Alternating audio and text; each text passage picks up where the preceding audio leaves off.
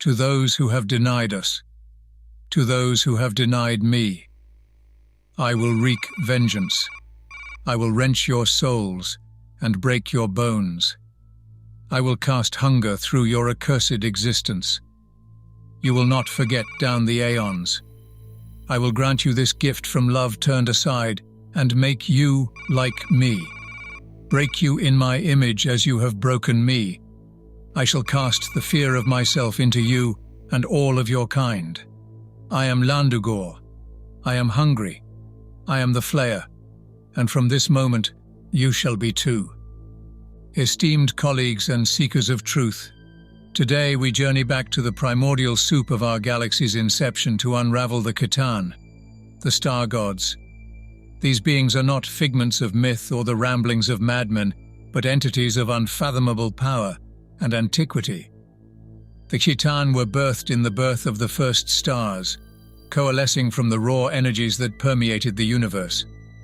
As beings of pure celestial energy, they drifted among the stars, insatiable in their hunger, drawing sustenance from the nuclear fires that gave them life.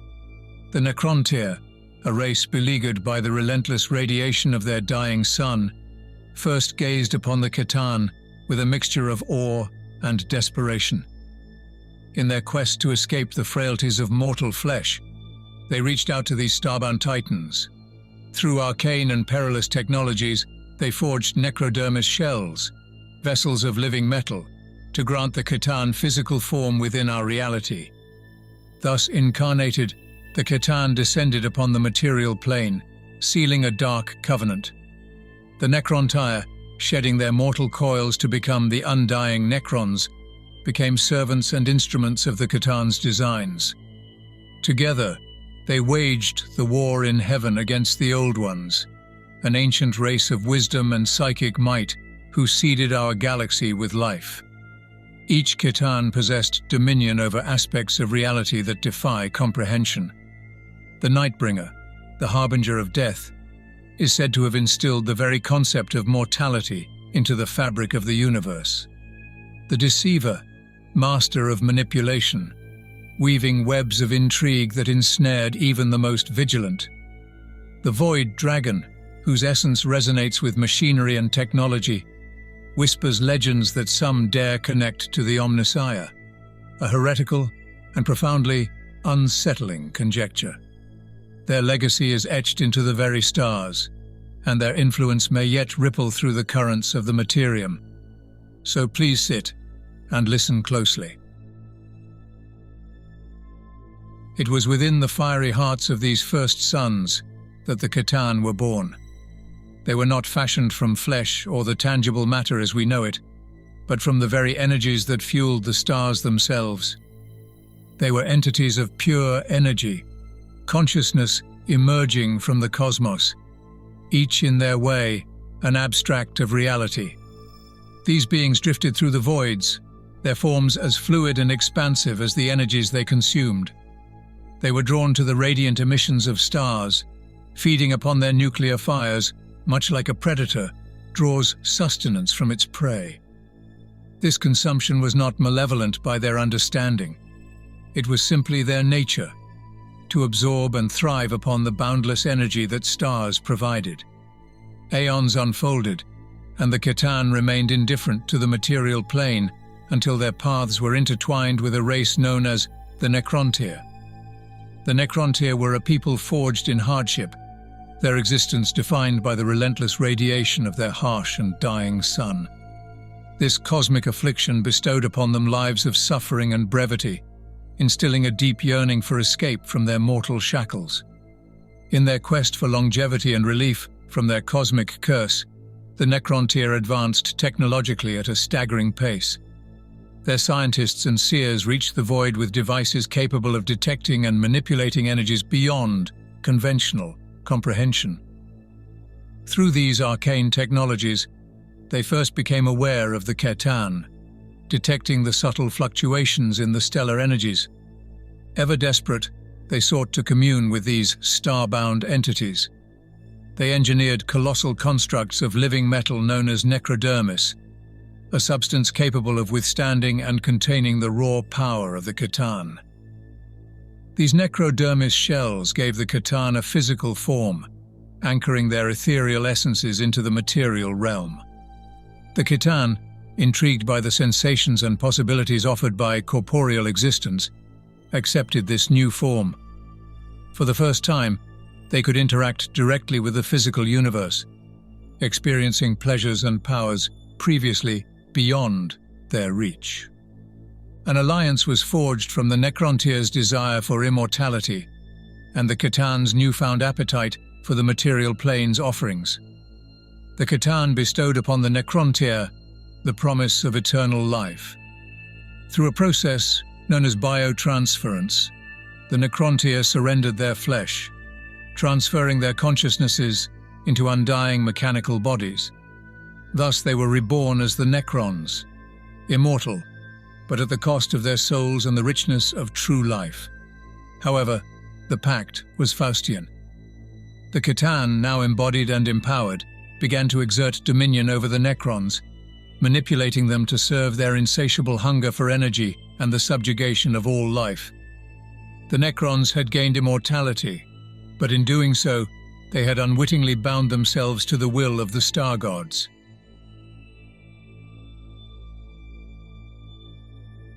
Yet, as with all tales of hubris and subjugation, there comes a moment of reckoning, a turning of the tide. For millennia, the Necrons served the Catan with obedience, their immortal forms enslaved to the whims of these cosmic entities. The Catan reveled in their dominion, feasting upon the life forces of entire worlds, their insatiable appetites leading to the extinction of countless civilizations. The Necron leaders began to perceive the Catan not as benevolent deities, but as parasitic overlords, exploiting their creations for unending gluttony. The realization that they had exchanged mortality for servitude ignited a silent fury within the Necron ranks.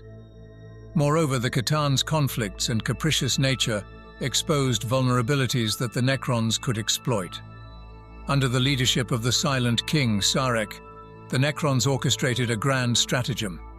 Utilizing the technologies that once bound them, they sought to dismantle the Catan from within.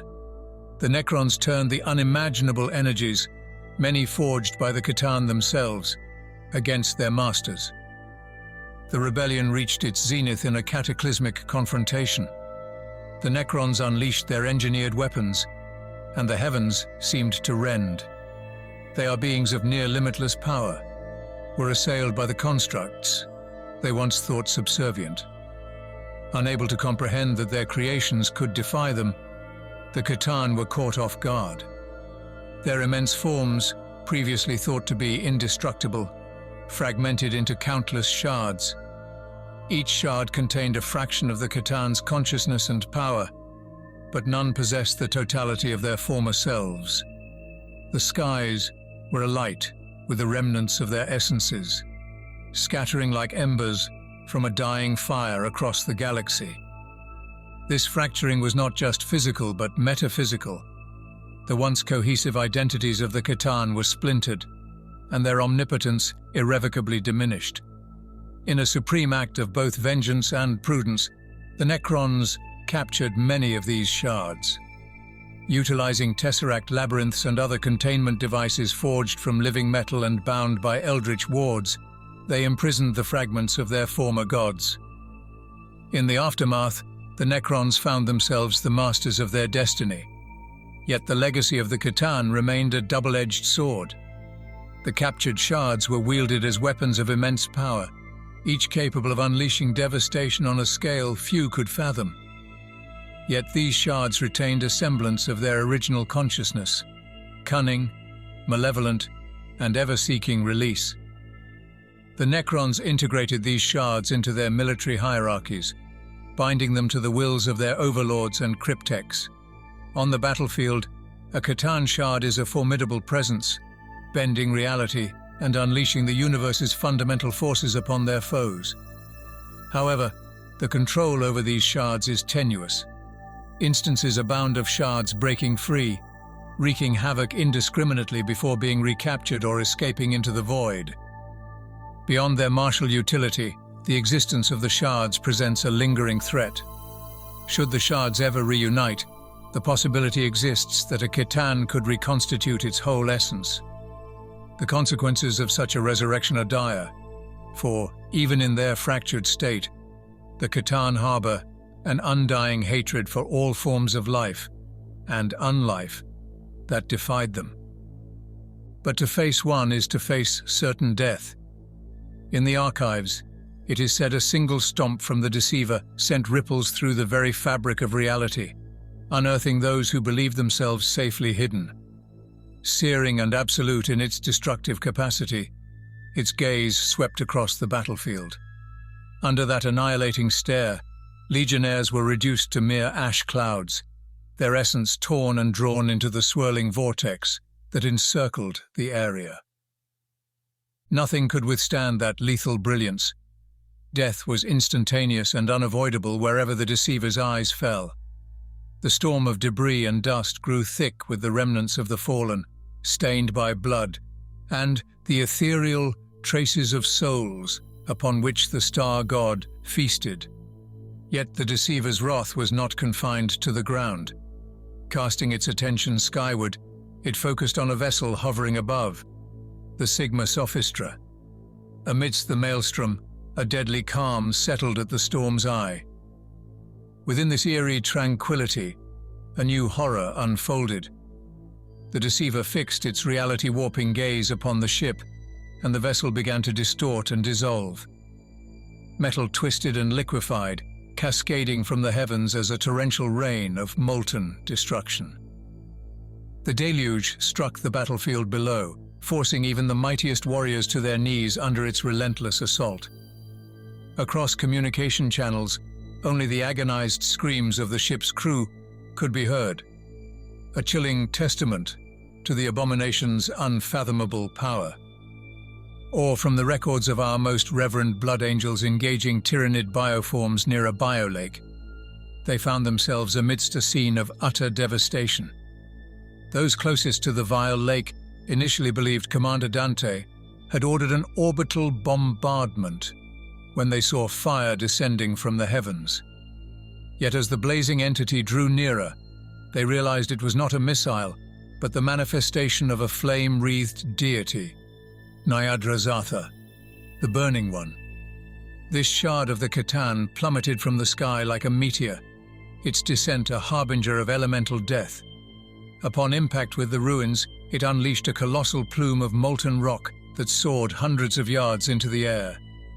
A wave of searing fire radiated outward, rolling through the shattered structures and incinerating everything in its path.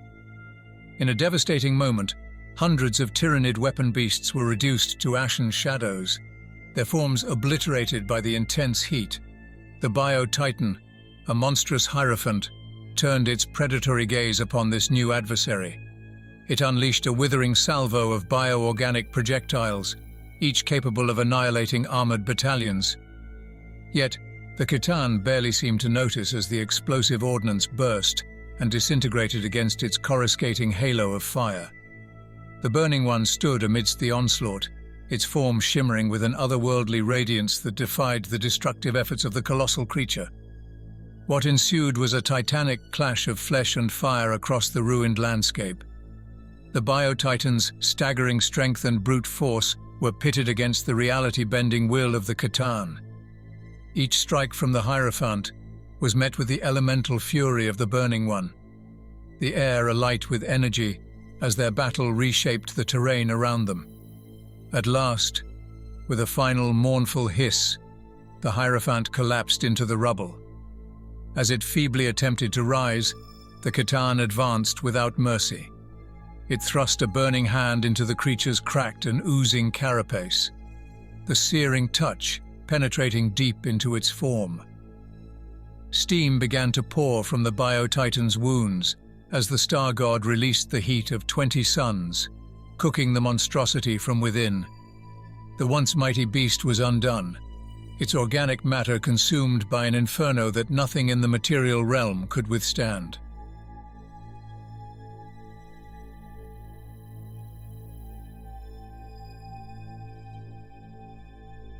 In their proper forms, the Khitan are beings of pure energy, consciousness born from the primordial forces of the universe. However, their physical manifestation through necrodermis shells allowed them to interact directly with the material realm. To comprehend the true extent of the C'tan's abilities is to peer into the abyss, a daunting endeavor even for the most learned among us. They possess immense power over reality, matter and energy. Their thoughts can alter the fabric of the universe, bending physical laws to suit their whims. Comparably, the C'tan are to the material realm as the gods of chaos are to the Materium. Where the chaos gods are the essences of living emotion and action, the C'tan are the essences of the material realm, the abstract laws that dictate reality. They have demonstrated the ability to manipulate time and space, create and extinguish stars, and reshape matter. On the battlefield, manifestations of the C'tan have been observed unleashing searing gouts of stellar fire, conjuring impossible geometries that defy comprehension, and erasing foes from existence with but a gesture. Their mastery over energy is unparalleled. They can absorb and redirect vast quantities of power, from the fission fury of a star to the emanations of living beings. This not only serves as a source of sustenance, but also as a weapon of unimaginable devastation. Moreover, they have been known to create phenomena beyond our comprehension. Landscapes warp under their gaze. Mountains rise and fall like waves upon the sea. They can summon storms of impossible nature, tempests of emerald lightning that tear the very fabric of reality, or mists that consume all they touch, leaving nothing but void in their wake. Such abilities render conventional defenses meaningless. Walls, shields, and distances hold no barrier to a being that can simply bypass them by slipping into another realm and emerging wherever they choose. They are near immortal and indestructible in their proper forms. As beings of pure energy, they do not experience existence as corporeal beings do. They are neither bound by the limitations of flesh, nor susceptible to conventional means of harm. Even when contained within a necrodermis shell, their ability to regenerate and adapt makes them exceedingly difficult to destroy. However, it is crucial to understand that while the C'tan are formidable, they are not omnipotent. Their arrogance often blinds them to the machinations of those they consider beneath them, a flaw that the Necrons exploited. Moreover, their dependence on the necrodermis shells to interact with the physical world introduces vulnerabilities that can be targeted. It is acknowledged among academics that numerous C'tan shards now serve the Necrons, harnessed as potent weapons or sources of power within their dynasties. However, this only accounts for part of the C'tan pantheon.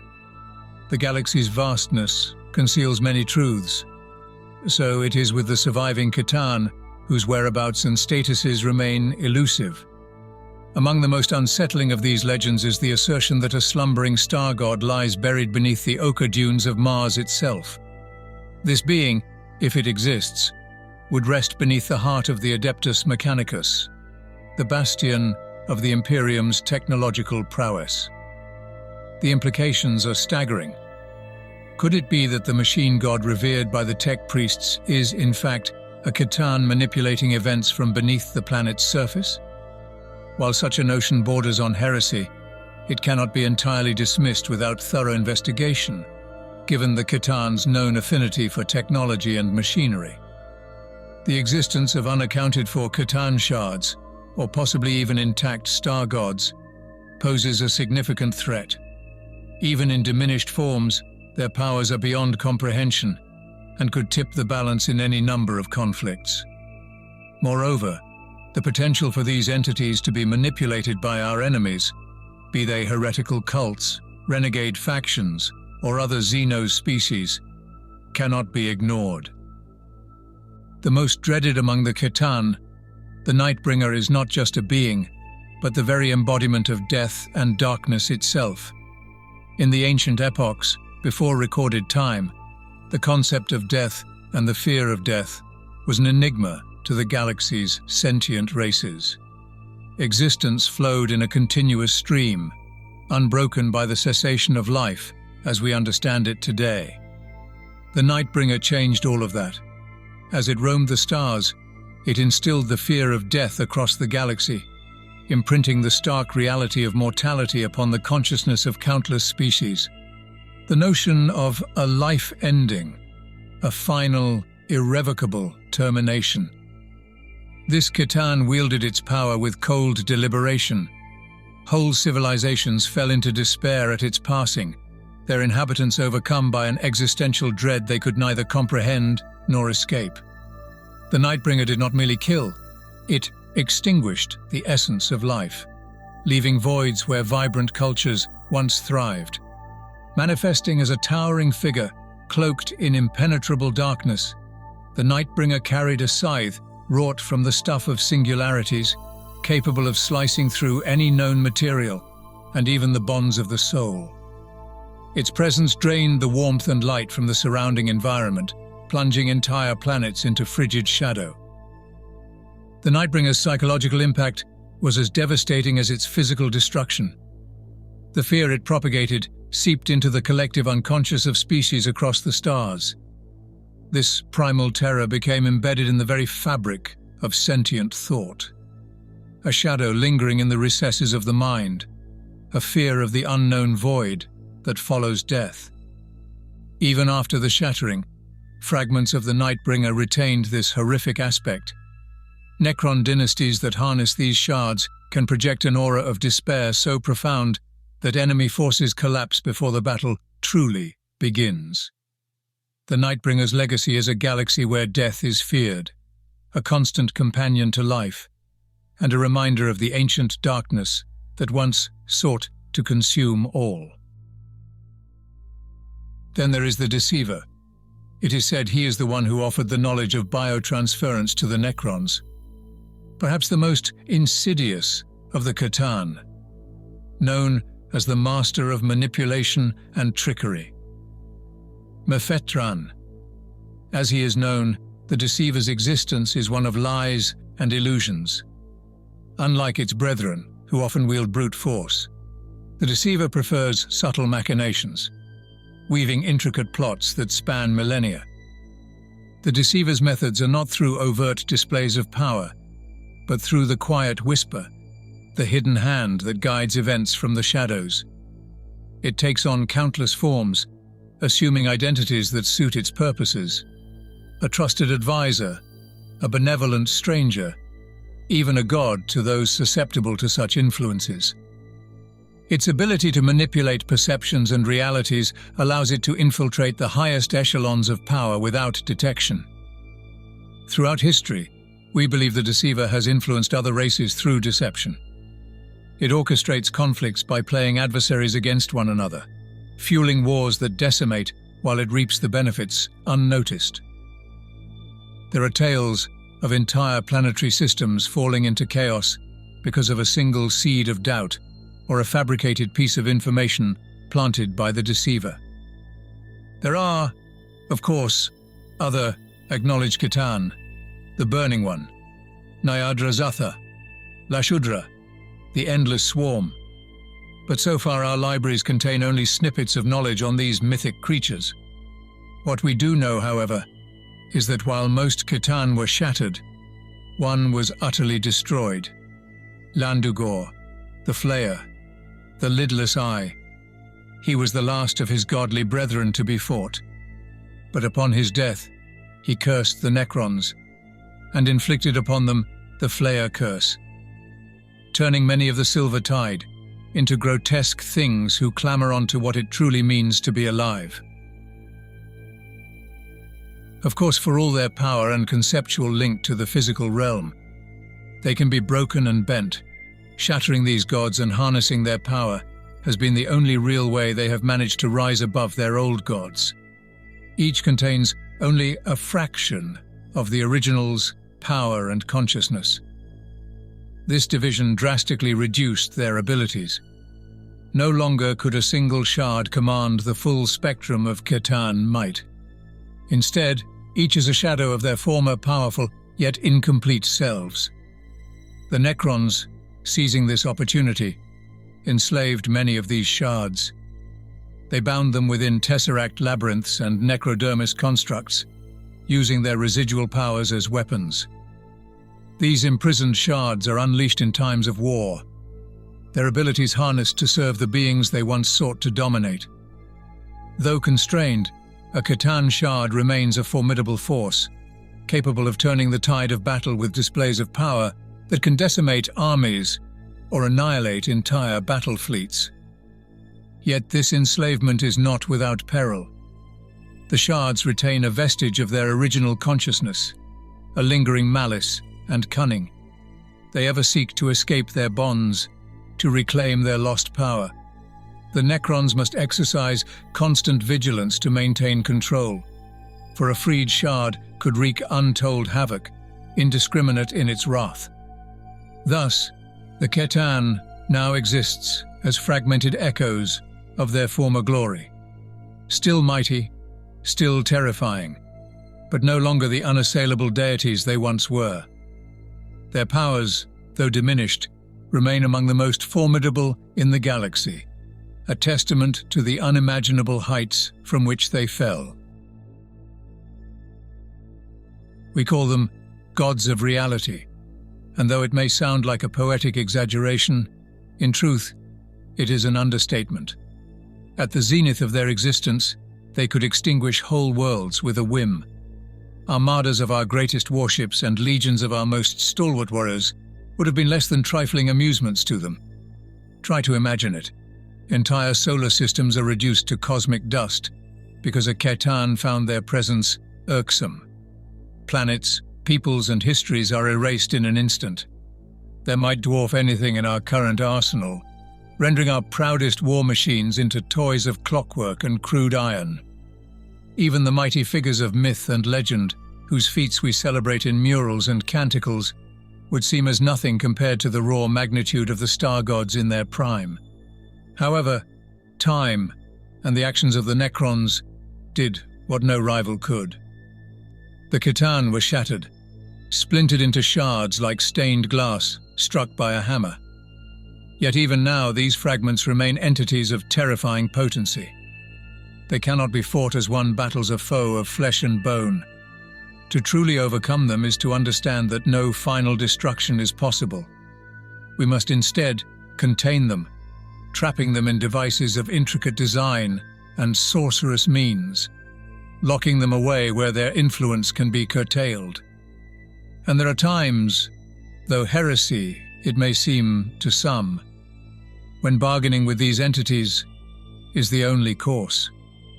Bound in their restraints, the shards may be turned upon our enemies, or at least coerced into sparing us some fraction of their wrath. It is a desperate gamble, and not one to be undertaken lightly. Yet the galaxy's perils do not always allow for purity of method, and when faced with the remnants of cosmic godhood, cunning may serve better than force.